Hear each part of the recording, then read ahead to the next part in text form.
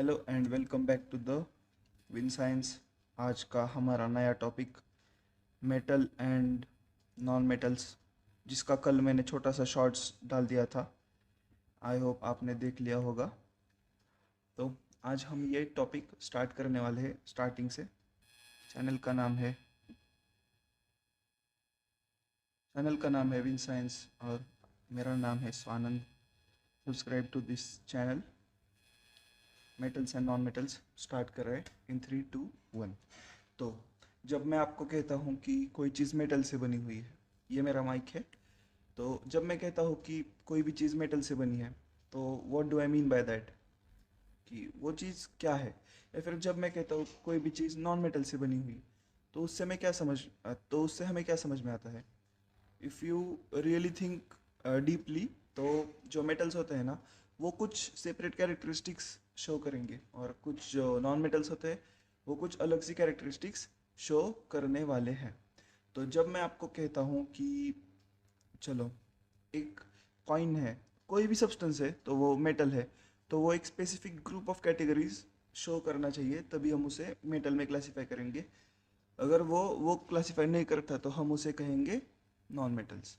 अब आप कहोगे सर, ठीक है, ये तो समझ में आ गया, लेकिन आपने कल के वो जो छोटे से शॉर्ट्स शॉर्ट्स में वो भी डाला था कि नॉन मेटल्स मेटल्स और मेटलॉइड्स। तो ये सर मेटलॉइड्स क्या होते हैं, तो मैं शॉर्ट में बता देता हूँ।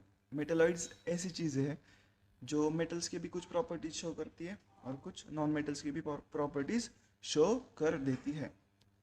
चलो, ठीक है, आपके लिए बेस तो बन गया। अब मेटल के एग्जांपल्स आप मुझे बताओ, मैं आपको नॉन मेटल्स के बताऊंगा।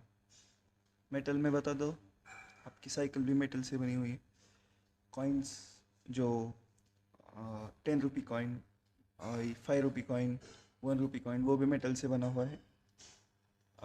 और कौन कौन सी चीज़ें हमें मेटल की देखने को मिलती है। विंडोज़, यस, दिस विंडोज़, ये जो है वो ब्लैक ब्लैक कलर का, वो भी किससे बना हुआ है, मेटल से बना हुआ है। आपके लैपटॉप्स भी शायद मेटल से बने हुए होंगे। फ़ोन्स भी मेटल्स के आते हैं, एल्यूमिनियम के। आपके घर के बर्तन भी मेटल के होंगे। हाँ जी, हाँ। तो ऐसे ही नॉन मेटल से क्या क्या बना हुआ है, तो नॉन मेटल से बना हुआ होता है कई चीज़ें, जैसे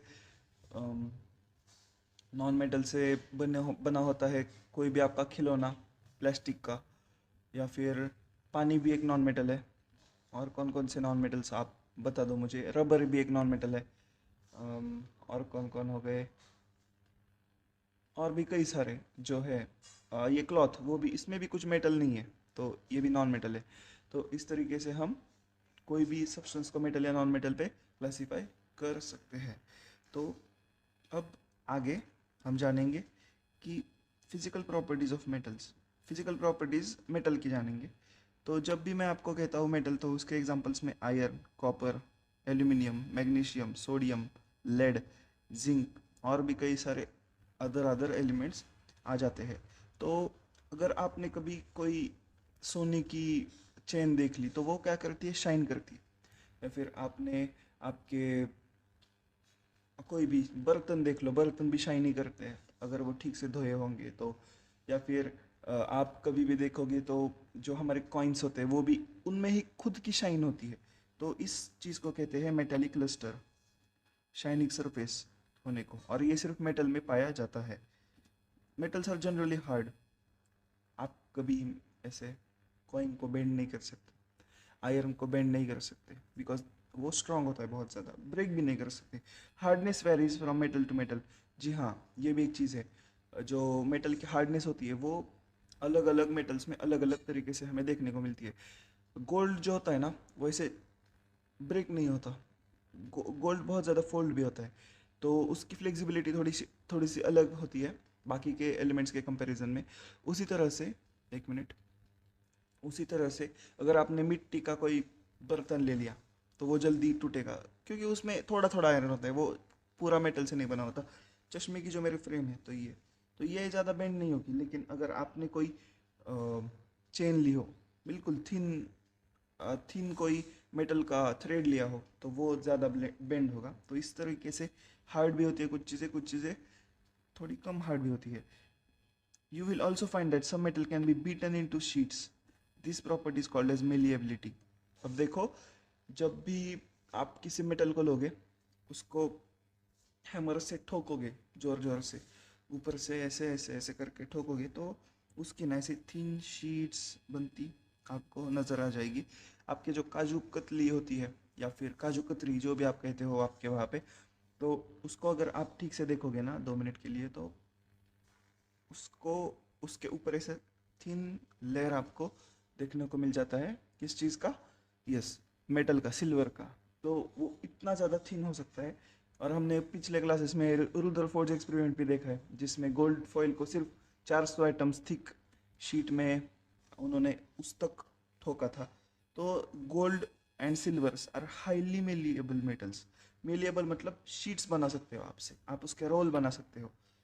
क्या आप कोयले का रोल बना सकते हो? बिकॉज कोयला इज अ नॉन मेटल। तो क्या आप प्लास्टिक का रोल बना सकते हो? जी हाँ, कुछ प्लास्टिक्स का बन सकता है, लेकिन जिस तरीके से मेटल का बन सकता है, उस तरीके से प्लास्टिक का रोल नहीं बन सकता। Next, ability of metals to be drawn to wires is called ductility. Ductility, ductility, ductility. Ductility मतलब डक नहीं, डक्टिलिटी मतलब किसी भी मेटल को लो और ऐसा खींच के इसके तार बना दो, छोटे छोटे तार। तो गोल्ड जो है ना, वो सबसे ज़्यादा डक्टाइल मेटल है, जिसकी सिर्फ 1 ग्राम से, गोल्ड के सिर्फ 1 ग्राम से आपको 2 किलोमीटर लंबा वायर आप बना सकते हो।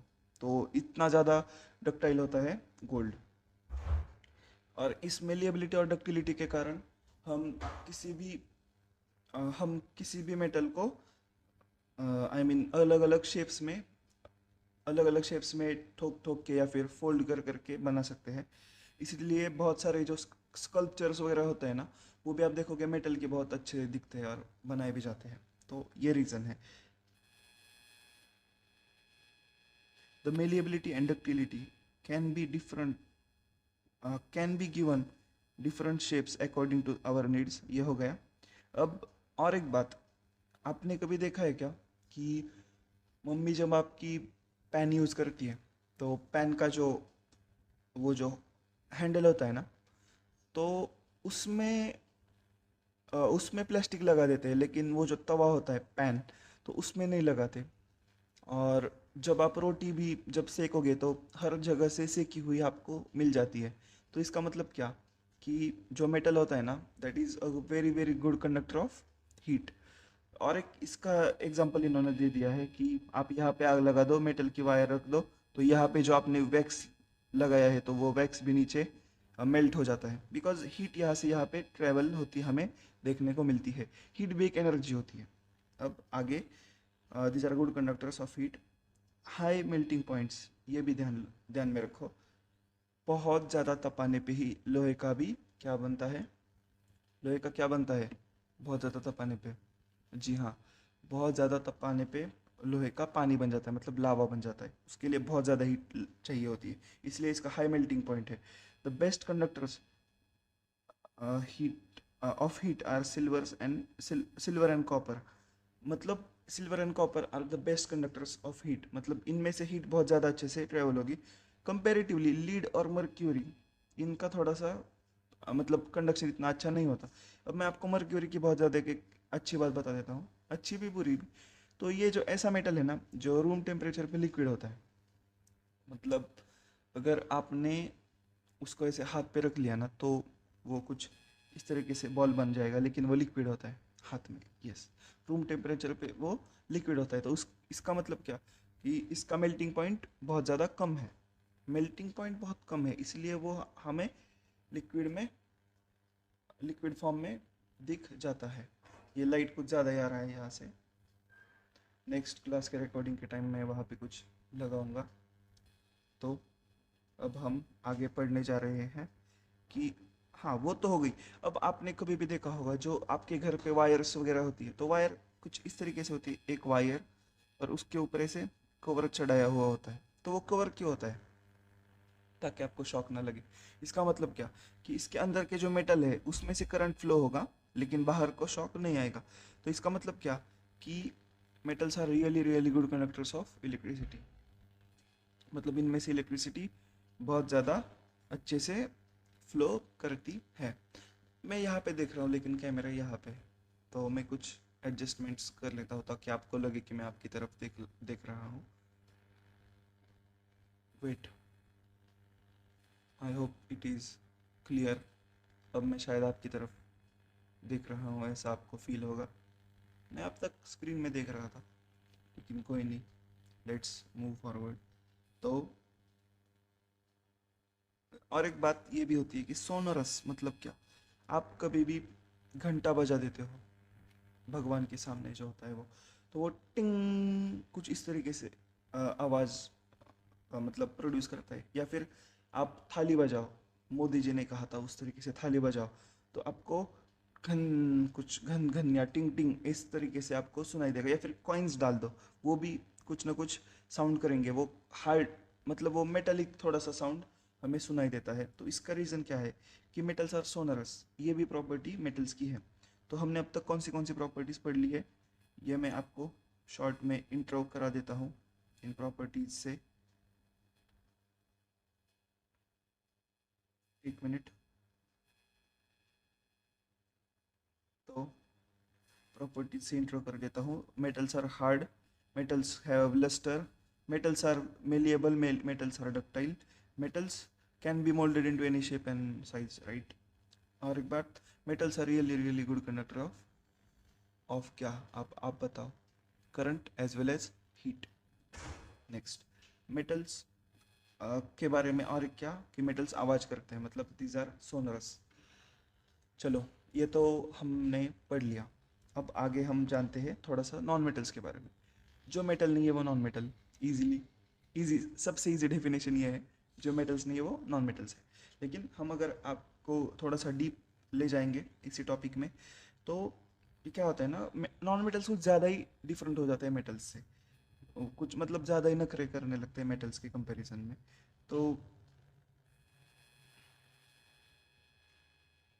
तो कुछ एग्जांपल्स हम जान लेते हैं नॉन मेटल्स की। Carbon, sulphur, iodine, oxygen, hydrogen. तो ये है कुछ एग्जांपल्स नॉन मेटल के। और non metals are either solid और गैस, मतलब ये सॉलिड भी होते हैं गैस भी होते हैं। लेकिन कोई मेटल गैस नहीं होता रूम टेम्परेचर पे, मेटल सारे सॉलिड ही होते हैं रूम टेम्परेचर। यस। तो मतलब कुछ कुछ प्रॉपर्टीज ऐसी है जो सिमिलर टू मेटल्स है, लेकिन कुछ ऐसी भी है जो नहीं है सिमिलर, जैसे sonorous. Non metals are not sonorous. फिर non metals are non lustrous. Non metals are not, not क्या, जी हाँ, मेलिएबल तो होते हैं लेकिन डक्टाइल तो नहीं होते। तो कुछ इस तरीके से हमें प्रॉपर्टीज देखने को मिल जाती है। तो इन्होंने क्या कहा है कि खुद से प्रॉपर्टीज पढ़ लो, लेकिन मैं आपको कहूँगा कोई ज़रूरत नहीं है। ये सिर्फ आपको मेटल्स की पता होगी तो नॉन मेटल्स की अपने आप आपको आ जाएगी। अब आगे ना कुछ एक्सेप्शंस जान लेते हैं हम मेटल्स के। तो एक एग्जांपल है मर्क्यूरी, जो सॉलिड एट रूम टेम्परेचर होता है बट हाई मेल्टिंग पॉइंट होता है। पर जो गैलियम और सीजियम होता है ना, उनके कुछ ज़्यादा ही लो मेल्टिंग पॉइंट्स होते हैं। मतलब देखो, जिस तरीके से चॉकलेट अगर आप हाथ पे रखोगे तो चॉकलेट भी मेल्ट होता है 37 के आसपास, उसी तरीके से गैलियम भी मेल्ट होता है, मर्क्यूरी भी मेल्ट होता है आपके हाथ पे। तो next, iodine is non metal but it is lustrous. मतलब ये देखो, ये कुछ चीज़ें जो आपको आनी चाहिए। पहला पॉइंट मर्क्यूरी के बारे में, दूसरा आयोडीन के बारे में। आयोडीन आयोडीन एक मुझे टेंथ का एक किस्सा याद आ गया। मैं ये लर्न करके गया था और इस पे क्वेश्चन आया था जब मैं टेंथ में था। मतलब कुछ सिमिलर, मतलब ये यूज़ में आया था, तो मुझे बाल बाल बना लूँ, तो मैंने ये लर्न किया था। कुछ ये थोड़ा सा प्रॉब्लम देती है, लेकिन ये याद में आनी चाहिए आपको आयोडीन के बारे में कि ये लस्टरस है लेकिन वो नॉन मेटल है। Next, carbon is a non metal that can exist in different forms. Carbon एक ऐसा नॉन मेटल है, कार्बन कार्बन कार्बन एक ऐसा नॉन मेटल है that exist in different form. तो अब आप कहोगे सर डिफरेंट फॉर्म्स मतलब क्या, क्या वो दूसरा कार्बन होता है? तो नहीं, कार्बन जो होता है ना वो कई सारे एलोट्रोप्स में पाया जाता है। एलोट्रोप्स मतलब क्या, एक फिक्स्ड शेप्स में पाया जाता है ज़्यादा से ज़्यादा। तो एलोट्रोप्स जैसे डायमंड, डायमंड भी पूरा पूरा कार्बन से बना होता है, कुछ इस तरीके से कार्बन इसमें शेप में आता है कुछ ऐसा। तो इस तरीके से शेप में हमें डायमंड में कार्बन देखने को मिल जाता है। दूसरा है ग्राफाइट। ग्राफाइट में कार्बन, अगर आपको ये समझ में नहीं आ रहा कि सर ये क्या लाइन ड्रॉ कर रहे हो, तो कुछ इस तरीके से कार्बन के एटम्स शेप में होते हैं और इस तरीके से एक दूसरे के ऊपर और एक लेयर्स बना लेते हैं। अभी ये आपको एटम्स और मॉलिक्यूल्स का तो मैं नहीं बताऊंगा, लेकिन आपको आगे जब जब वो जो केमिकल कंपाउंड्स वगैरह आएगा तो तब मैं आपको बता दूंगा। तो कुछ इस तरीके से शेप में हेक्सागोनल हेक्सागोनल बना लेते हैं। तो इस तरीके से ग्राफाइट एग्जिस्ट करता है। तो ये एक एलोट्रोप है कार्बन का, मतलब ये कार्बन के आइटम से बने हुए डिफरेंट डिफरेंट स्ट्रक्चर से। तो इसमें भी ना डायमंड जो होता है वो बिल्कुल भी करंट को मतलब करंट का कंडक्शन नहीं करता, हीट का कंडक्शन नहीं करता। उसके ही अपोजिट में जो हमारा ग्राफाइट होता है वो तो इलेक्ट्रिसिटी इतना अच्छा कंडक्ट कर लेता है। आपका जो पेंसिल होता है ना, पेंसिल के अंदर भी ग्राफाइट होता है। वो जो ब्लैक ब्लैक जिसको आप लेड कहते हो ना, तो वो लेड नहीं, तो वो ग्राफाइट होता है। तो वो जो ग्राफाइट होता है वो बहुत ज़्यादा इलेक्ट्रिसिटी को कंडक्ट करने में मतलब बहुत ज़्यादा इलेक्ट्रिसिटी कंडक्ट कर लेता है। तो ये चीज़ स्टडी करने के लिए हमारे सर ने ना हमें करंट मतलब कुछ ऐसा डिवाइस बनाने को कहा था, तो वो मैंने बना दिया था। मेरे दोस्त भी थे तो उनका भी मैंने ही बना दिया था, मतलब उस टाइम पे, बिकॉज मेरा थोड़ा दिमाग चल जाता था इन चीज़ों में। Story time video, welcome welcome back to my channel. तो ऐसी चीज़ें हुई थी तो मैंने उनके लिए भी बना दिया था। मुझे बस अभी याद आया। Conductor of electricity, alkali metals. अब अल्कली मेटल्स जैसे लिथियम, सोडियम, पोटेशियम है, जो बहुत ज़्यादा सॉफ्ट है and they can be cut with knife. हाँ, ये बहुत अच्छी बात कही इन्होंने, बड़ी अच्छी बात कही नहीं। तो ये जो अल्कली मेटल्स होते हैं ना, अब आप कहोगे सर अल्कली मेटल्स मतलब क्या। कुछ मेटल्स को आप हेलोजेंस कहते हो, कुछ मेटल्स को आप अल्कली कहते हो, कुछ मेटल्स को आप वैसे जो आप अगर पीरियोडिक टेबल आप जानते हो तो आपको अल्कली मेटल्स पता होंगे। हेलोजेंस इस साइड पे, अल्कलीज इस साइड पे, मतलब hydrogen and helium, lithium, beryllium इनके साइड में आते हैं। तो वो मतलब जो होते हैं ना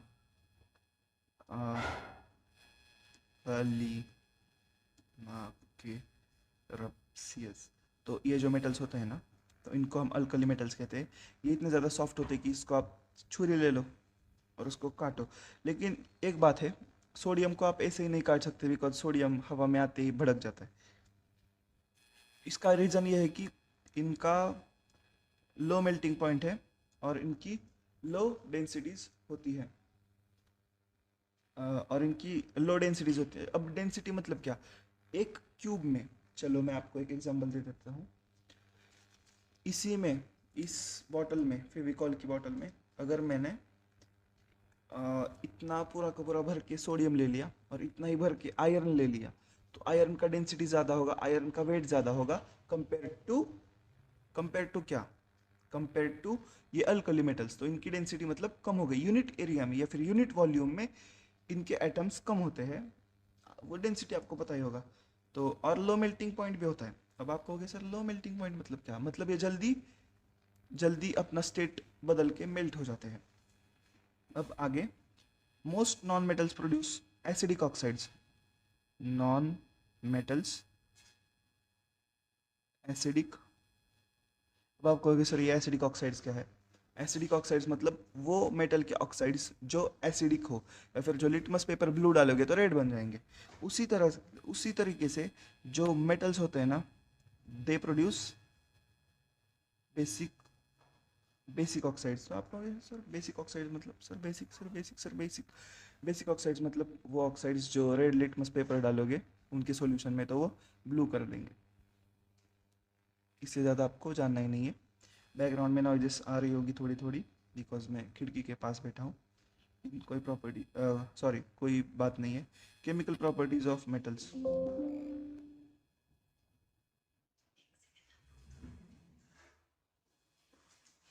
लेट्स वेट।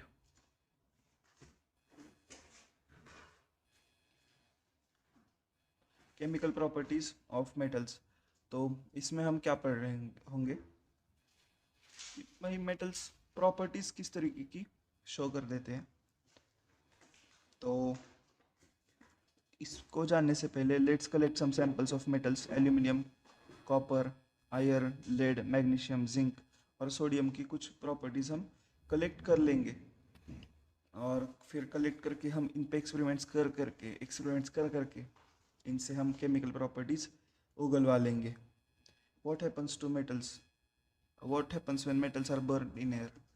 तो मतलब क्या कि अगर आपने मेटल्स को हवा में जला दिया तो हमें क्या अ, तो हमें क्या मिलता है। तो आपने पिछले क्लास में देखा होगा, मैग्नीशियम को हमने कुछ इस तरीके से मैग्नीशियम आग के ऊपर रख दिया, फिर मैग्नीशियम को आग लगा दी, तो वाइट डेजलिंग फ्लेम के साथ वो जला। तो डेजलिंग वाइट फ्लेम की तरीके से वो जला, मतलब बहुत ज़्यादा चमक चमक के जल गया। तो इससे हमें क्या, तो इसी तरीके से इन्होंने क्या कहा कि आप aluminium, copper, iron, lead, magnesium, zinc, इन सभी को आप क्या कर लो, जला के देखो। अब मेरे पास तो मेटल्स नहीं है बिकॉज मैं कोई केमिस्ट नहीं हूँ, लेकिन हम ये जानते हैं कि इस एक्टिविटी को करने के बाद कि जो मेटल्स होते हैं, almost all metals combine with oxygen to form metal oxides. ये लाइन बहुत इंपॉर्टेंट है, वो आप लिख लो। तो मतलब इसका मतलब क्या है कि जो सारे मेटल्स होते हैं ना, तो वो मेटल ऑक्साइड्स बना लेते हैं, तो वो मेटल ऑक्साइड्स बना लेते हैं। फॉर एग्जांपल जो कॉपर होता है वो हवा में हीट करने के बाद कॉपर ऑक्साइड बना लेता है। उसी तरीके से एल्यूमिनियम भी एल्यूमिनियम ऑक्साइड बना लेता है। तो ऐसी हमें चीज़ें देखने को मिल जाती है। Metal oxides are basic in nature, जो पढ़ लिया हमने। लेकिन कुछ ऐसे भी होते हैं जो बेसिक बेसिक भी, मैं ये गम यहाँ पे रख देता हूँ। तो कुछ ऐसे भी होती है जो बेसिक भी प्रॉपर्टी शो करेंगे, एसिडिक भी करेंगे, तो इनको दोनों करना है भाई। तो जो ऐसे दोनों प्रॉपर्टीज शो करते हैं उन्हें हम कहते हैं एम्फोटेरिक। अब आपको एम्फोटेरिक मतलब क्या, एम्फोटेरिक मतलब कुछ ऐसे ऑक्साइड्स जो बेसिक भी प्रॉपर्टी शो करेंगे और एसिडिक भी प्रॉपर्टी शो करेंगे। ये आपको ध्यान में रख लेना है, कहीं पे नोटबुक पे लिख लो। जो जो मेटल ऑक्साइड्स एसिडिक भी प्रॉपर्टी शो करे और बेसिक भी प्रॉपर्टी शो करे, मतलब जो हमें प्रॉपर्टी चाहिए वो प्रॉपर्टी शो करे, उन्हें हम कह देते हैं, जी हाँ, एम्फोटेरिक ऑक्साइड्स। तो एम्फोटेरिक ऑक्साइड्स कौन कौन से होते हैं, Al2O3 एम्फोटेरिक ऑक्साइड। और कौन सा आपको देखना है, तो कुछ ऐसे भी होते हैं जो एम्फोटेरिक होते हैं, तो वो आप आगे जाके इसी चैप्टर में पढ़ लोगे, या फिर मैं आपको डिस्क्रिप्शन में वगैरह पूरे के पूरे एम्फोटेरिक ऑक्साइड्स लिख के दूंगा। वैसे भी कोई ज़रूरत है नहीं, वैसे भी आप आगे आगे पढ़ने वाले हो। मैं आपको जब पीरियोडिक टेबल वाला अगर चैप्टर होगा आपके 10th में या फिर 9th में पढ़ा होगा, तो आपको 100% ये पता होने चाहिए, होंगे भी शायद। तो इसके बाद aluminium oxide reacts with the following manner with, तो देखो एल्यूमिनियम का ऑक्साइड जो होता है ना, तो वो अभी देखो ये HCl के साथ और NaOH के साथ दोनों के साथ रिएक्ट कर रहा है। तो ये चीज़ हमें यहाँ से देखने को मिल जाती है। Most metal oxides are insoluble in water, मतलब क्या, मेटल ऑक्साइड्स पानी में डिजॉल्व नहीं होते। Nice nice and good explanation. But some of this dissolve in water to form alkalis, लेकिन कुछ ऐसे होते हैं जो होते हैं डिजॉल्व और वो अल्कली बना लेते हैं। अल्कली मतलब क्या, बेसिस। अल्कली मतलब क्या, बेसिस। तो ऐसे कौन से हैं, Na2O, nitro sorry sodium, sorry sodium oxide. तो ये जब पानी के साथ रिएक्ट करेगा तो वो भी एक अल्कली बेस बनाएगा जिसका नाम है NaOH। आप इस साइड पे या फिर इस साइड पे, जिस भी साइड पे स्क्रीन में लगाऊंगा तो उस साइड से आप देख लेना बच्चों। तो ये NaOH जो एक बेस है या फिर जो एक अल्कली है वो बना लेता है। हम यहाँ पे पढ़ेंगे, यहाँ तक पढ़ेंगे और फिर रोक देंगे। उसके बाद नए नए क्या कहते हैं हम, नए लेक्चर में आराम से हो जाएगा। बिकॉज अगर मैंने बढ़ा दिया तो आपका भी इंटरेस्ट लूज हो जाएगा इसके बाद, ये क्या पढ़ा रहा है, कितना टाइम हो गया। चलो हम तो कैरी मिनाटी देखेंगे। चलो हम तो और कौन कौन से एंटरटेनमेंट चैनल्स है, मुझे भी बहुत पसंद है, लेकिन कैसे आपका पढ़ने का उम्र है अभी, तो आप शांति से पढ़ लो। एक बार आपकी एग्ज़ाम ख़त्म हो जाए दिवाली वाली, कम से कम दिवाली वाली, तो उसके बाद आप थोड़ा चिल कर लेना, तब देखना, जम के देखना। अब let's focus. We have observe in activity 3.9 that all metals do not react with oxygen at the same rate. जो हम देखेंगे, कोई भी अगर आप गीली लकड़ी ले लो, सफ़ेद मतलब जो ड्राई वाली लकड़ी है वो ले लो, दोनों भी अलग रेट से जलेंगी। तो इसी तरीके से मेटल्स का भी होता है। Different metal show different reactivities toward oxygen, जो आप लिख लो। Metals such as potassium and sodium react so vigorously that वो आप हवा में रखोगे तो बूम फट जाएगा या फिर जल जाएगा। तो इस तरीके से हमें चीज़ें देखने को मिल जाती है। तो इसको प्रोटेक्ट करने के लिए क्या करेंगे हम, केरोसिन लेंगे। जी हाँ, केरोसिन ले लेंगे हम।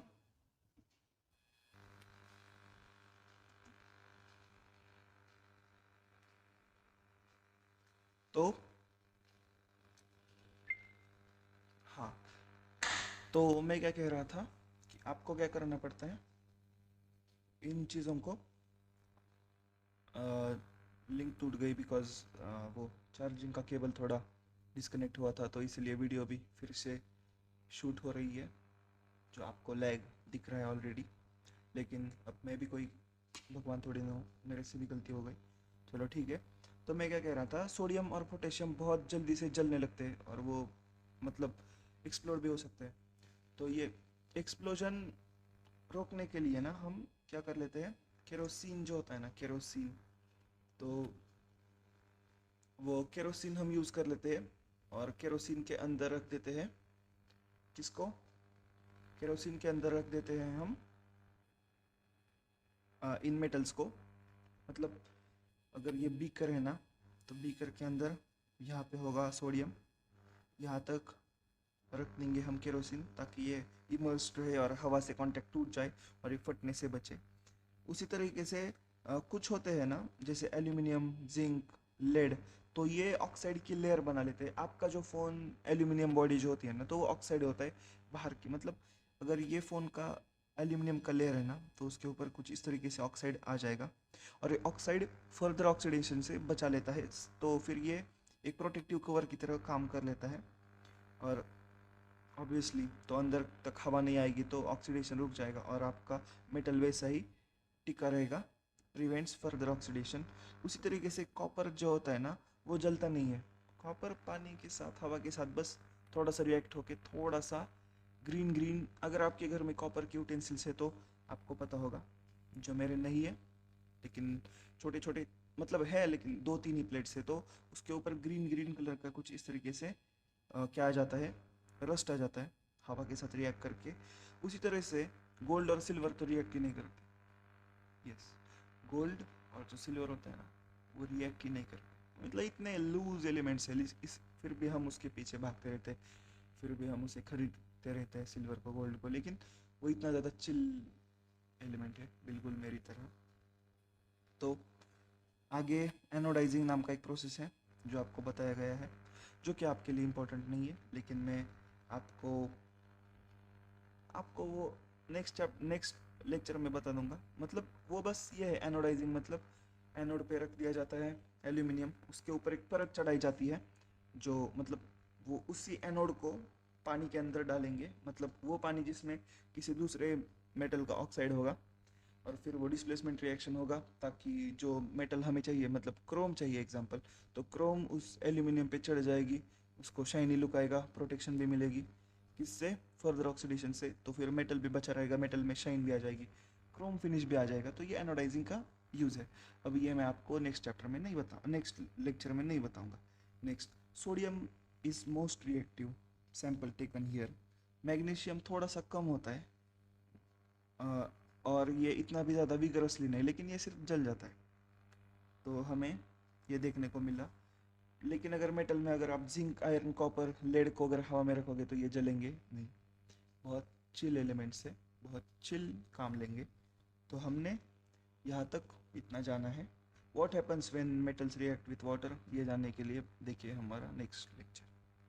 जय हिंद, जय भारत। कुछ ज़्यादा ही आपको आज एक्सप्लेन कर दिया, फिर ये पावर ऑफ भी हो जाता है पीसी, बिकॉज मेरा पीसी इतना भी अच्छा नहीं है, लेकिन चलो काम चला हुआ है तो काम चल रहा है। If you find any value in this lecture, subscribe subscribe to win science. और एक दूसरी बात, दोस्तों के साथ शेयर भी कीजिए, और दोस्तों के साथ शेयर करने के बाद लाइक भी कीजिए अगर आपको कुछ भी इसमें से आ, मतलब समझ में आ रहा है तो।